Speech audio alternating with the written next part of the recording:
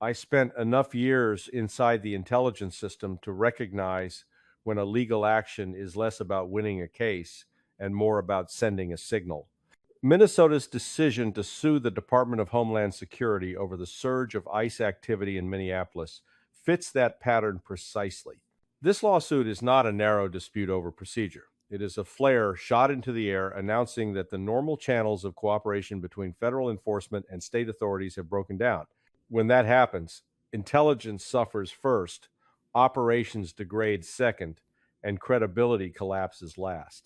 From an intelligence perspective, lawsuits like this are indicators of institutional stress. States do not accuse the federal government of invasion or rogue behavior unless political trust has already eroded. The language matters.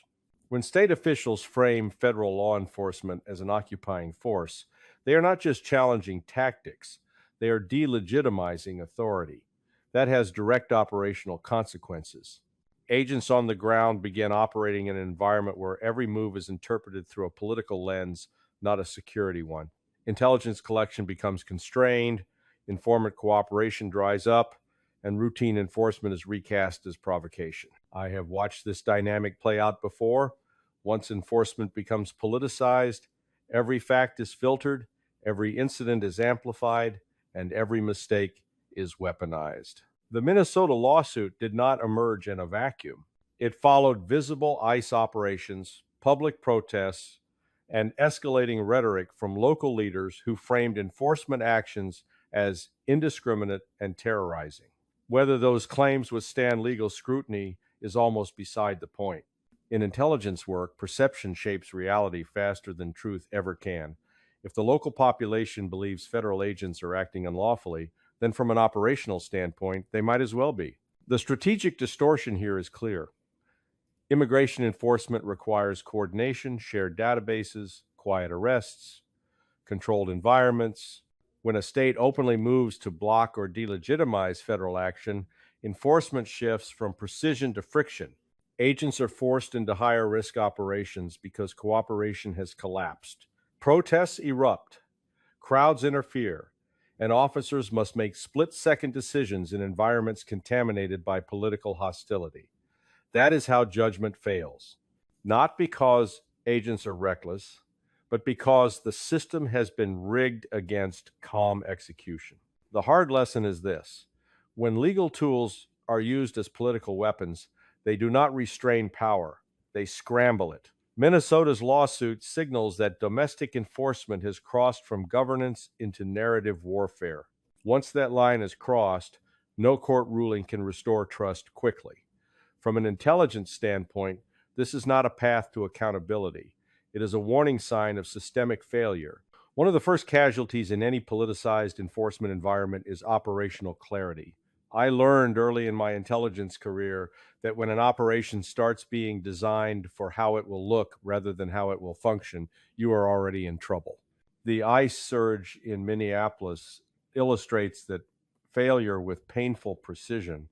What should have remained a narrow, intelligence-driven effort to locate and detain specific targets instead became a highly visible spectacle shaped as much by cameras, activists, and politicians as by law enforcement planners.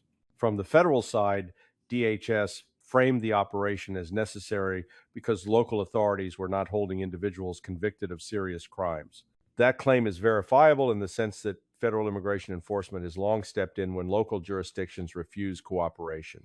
But intelligence work is not just about legal authority, it is about the environment.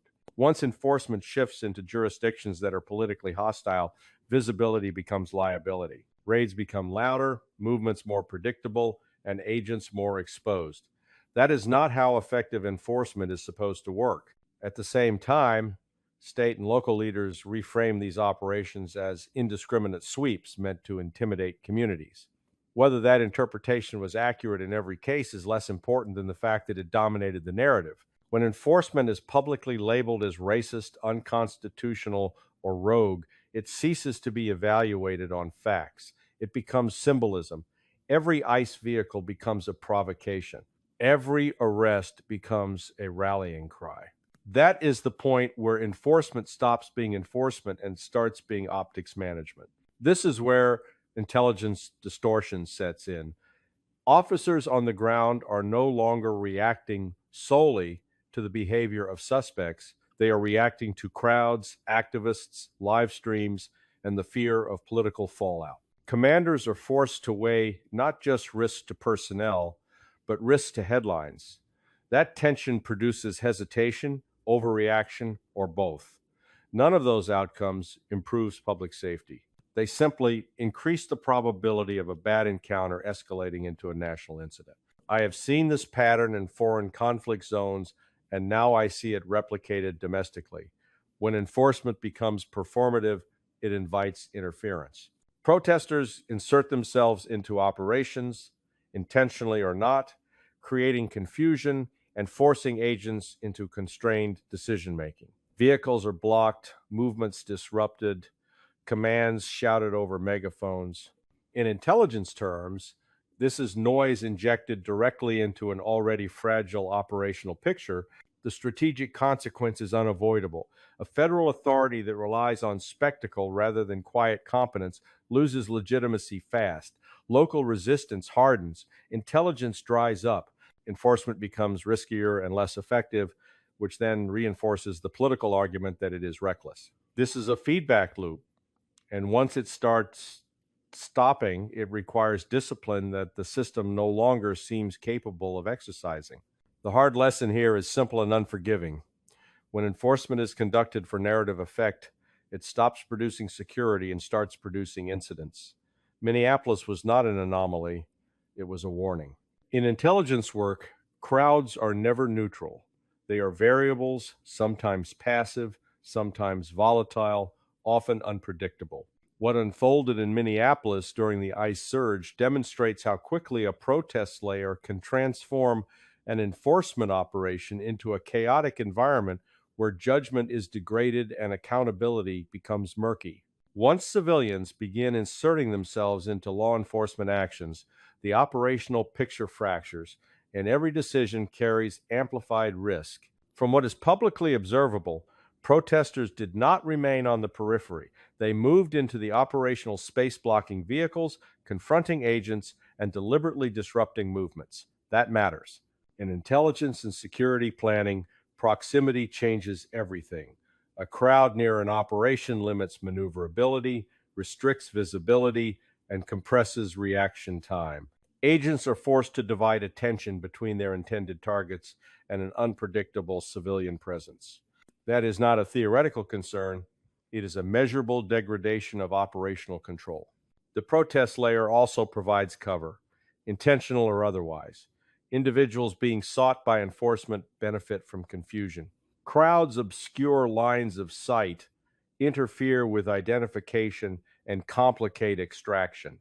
This is a principle I have seen applied deliberately overseas, where civilian presence is used to constrain adversaries.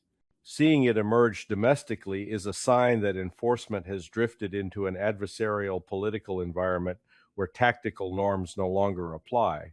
At the same time, political leaders amplified this interference by framing protest actions as resistance rather than obstruction. That rhetorical choice matters. When officials describe federal agents as illegitimate or dangerous, they implicitly justify civilian intervention. From an intelligence standpoint, that erodes deterrence. It signals that interfering with enforcement carries social or political protection. The result is escalation, not restraint. This is where chaos enters. Agents operating in crowds face compressed decision windows. A vehicle moving slowly may or may not be a threat. A person shouting may or may not be coordinating others. In a clean operational environment, these variables are manageable. In a politicized crowd, they are not. Every movement is scrutinized, recorded, and immediately interpreted through hostile narratives. That pressure increases the likelihood of miscalculation, not because agents are poorly trained, but because the environment has been deliberately destabilized. The intelligence failure here is upstream. Allowing enforcement to proceed in openly hostile environments without restoring cooperation or reducing visibility is a planning failure. It places tactical actors in situations where the margin for error is nearly zero. When something goes wrong, the system predictably assigns blame downward, ignoring the strategic decisions that created the conditions for failure. The hard lesson is one, intelligence officers learn early, and commanders sometimes forget. Crowds are not just spectators, they are force multipliers for confusion. When political leadership tolerates or encourages civilian interference, it is not protecting civil liberties. It is manufacturing chaos. When an enforcement operation ends in a fatal shooting, the first instinct of politicians and media figures is to look for villains or martyrs. Intelligence professionals look for something else entirely: decision points. The deadly ICE shooting in Minneapolis did not occur in isolation. It was the predictable outcome of an operational environment saturated with political pressure, crowd interference, and degraded judgment. That does not absolve anyone of responsibility, but it does explain how systems fail. Based on publicly available reporting and official statements, the incident involved a vehicle interaction during an ICE operation that had already been disrupted by civilian presence. From an intelligence standpoint, vehicles are among the most dangerous variables officers face. A moving car can be a means of escape, a weapon, or a distraction. The difference between those interpretations depends on time, distance, and clarity. In Minneapolis, those elements were already compromised. Protest activity, noise, and interference compressed decision-making into seconds. Political leaders immediately framed the shooting as unjustified, emphasizing that the individual posed no threat. Federal officials, in contrast, argued that the officer perceived imminent danger. This gap between perception and interpretation is where judgment collapses. In high-noise environments, officers rely on training designed for controlled conditions. When those conditions are absent, training alone is not enough. Intelligence failures upstream, poor planning, hostile operational settings, and public delegitimization of enforcement funnel risk directly into the moment where a single trigger pull decides everything. What disturbed me most was how quickly analysis gave way to narrative. Instead of asking why agents were operating amid protests or why civilian vehicles were able to approach enforcement convoys, the debate fixated on moral framing. One side labeled the act murder. The other framed it as necessary self-defense. Neither framing addressed the structural failure that made the encounter likely in the first place. This is a classic pattern. Tactical actors absorb the consequences of strategic negligence. When enforcement is forced into visible, contested spaces, the probability of a deadly misinterpretation rises sharply. That is not speculation.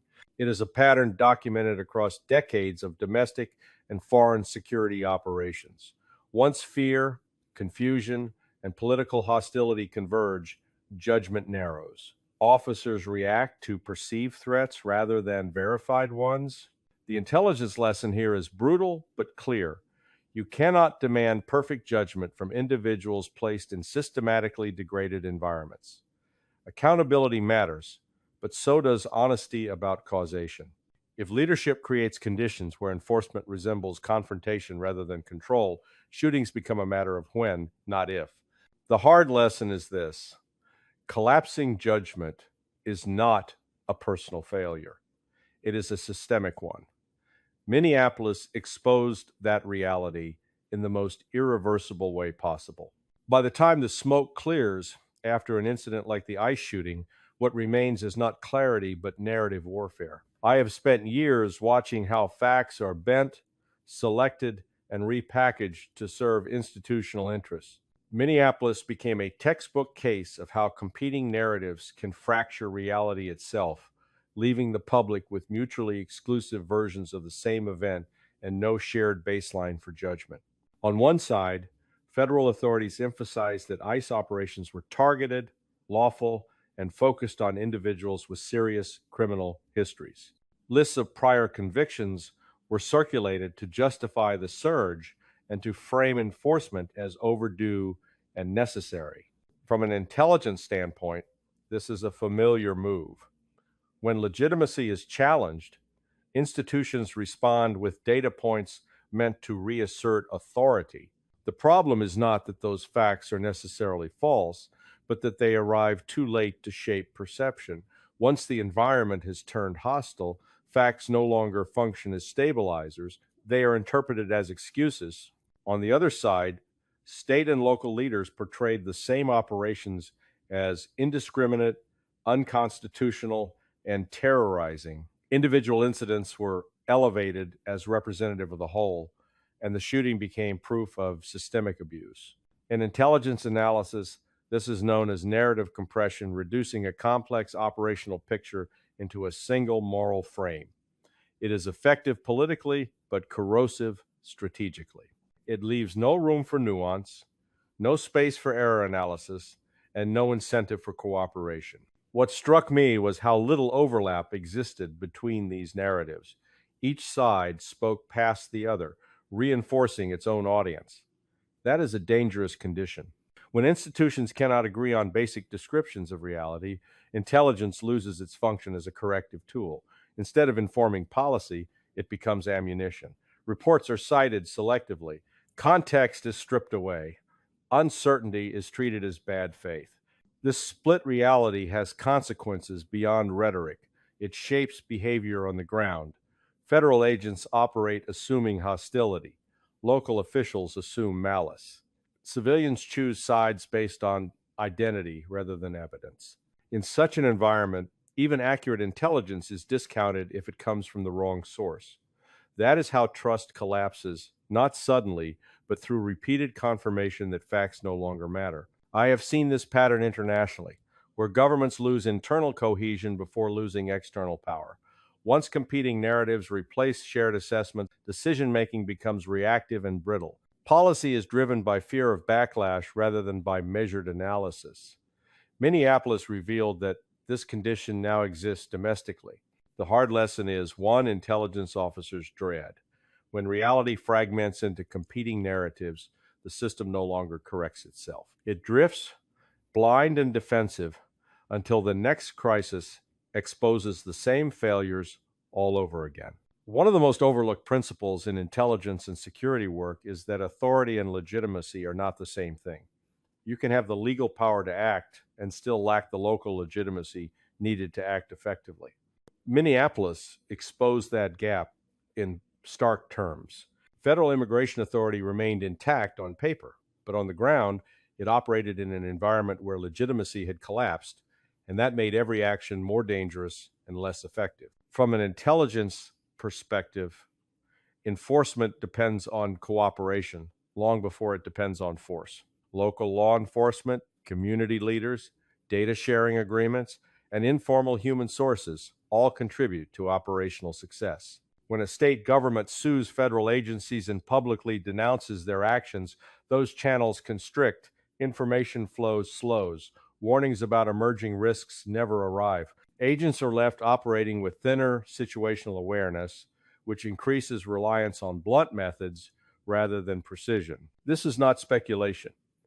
Historically, when federal authority is exercised in defiance of local political leadership, outcomes deteriorate. Agents are treated as outsiders. Their presence becomes symbolic rather than functional. In Minneapolis, ICE officers were not just enforcing immigration law, they were representing a federal government openly rejected by state leaders. That rejection radiated outward, shaping public behavior and emboldening interference. Authority without legitimacy invites resistance, not compliance. The strategic cost of this condition is severe. Enforcement becomes episodic rather than sustained.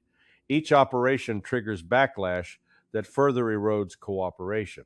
Federal agencies respond by surging resources, which increases visibility and resentment, creating a self-reinforcing cycle.